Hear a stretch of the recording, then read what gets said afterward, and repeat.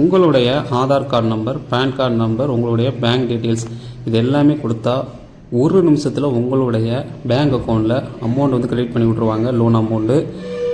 இது என்ன ஆப்பு? ஸோ இதனோட லிங்க்கு வந்து நான் கீழே டிஸ்கிரிப்ஷனில் வந்து நான் கொடுத்துருக்குறேன். அதை கிளிக் பண்ணி நீங்கள் இந்த ஆப்போட டைரெக்டாக வந்து அப்ளை பண்ணுற லிங்க்குள்ள உங்களுடைய லோனை வந்து நீங்கள் அப்ளை பண்ணிக்கலாம். இதுக்கு பார்த்தீங்கன்னா ஜஸ்ட்டு உங்களுடைய Aadhaar card number, PAN card number, உங்களுடைய செல்ஃபி, பேங்க் அக்கௌண்ட் இது இருந்தாலே போதும், ஈஸியாகவே வந்து லோன் அப்ளை பண்ணிக்க முடியும்.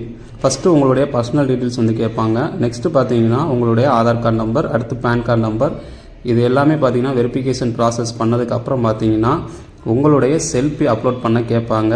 லாஸ்ட்டாக இதெல்லாம் வந்து அப்லோட் பண்ணி முடித்ததுக்கு அப்புறம் பார்த்தீங்கன்னா லோன் அமௌண்ட் வந்து எவ்வளவு சேங்ஷன் ஆகும்னு சொல்லி உங்களுக்கு இந்த டிஸ்பிளேயில் வந்து காமிக்கிறாங்க. இப்போ பார்த்தீங்கன்னா எனக்கு 4000 ரூபாய் வந்து லோன் அமௌண்ட் வந்து சேங்ஷன் ஆகிருக்கு, அப்ரூவ்டு அமௌண்ட்டு.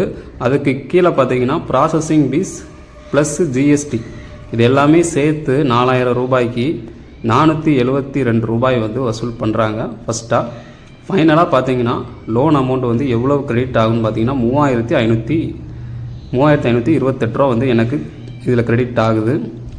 அடுத்து பார்த்தீங்கன்னா ரீபேமெண்ட் பண்ணும்போது 4240 ரூபா வந்து நான் அமௌண்ட் வந்து கட்டணும். அதுவும் பார்த்தீங்கன்னா 6 நாளில் வந்து கட்டணும். 6 நாள் தான் வந்து ரீபேமெண்ட் டேர்ன் ஓவர் வந்து கொடுத்துருக்காங்க. லோன் கட்டுவதற்கான கால அளவுகள் டோட்டலாக பார்த்தீங்கன்னா 712 ரூபா வந்து நமக்கு இன்ட்ரெஸ்ட்டாக போடுறாங்க. இது எல்லாமே சேர்த்து ப்ராசஸிங் ஃபீஸ், ஜிஎஸ்டி, இன்ட்ரெஸ்ட் இது எல்லாமே சேர்த்து மொத்தமாக பார்த்தீங்கன்னா 18% இன்ட்ரெஸ்ட் போடுறாங்க.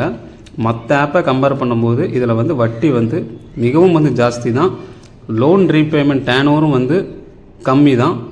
உங்களுக்கு ஒரு எமர்ஜென்சி தேவைகளுக்கு இந்த மாதிரி ஆப் தேவைப்பட்டுச்சுன்னா மட்டும் வந்து அப்ளை பண்ணுங்கள், இல்லைனா அப்ளை பண்ணாதீங்க. நீங்கள் வேறு ஆப்பை வந்து ட்ரை பண்ணிக்கோங்க.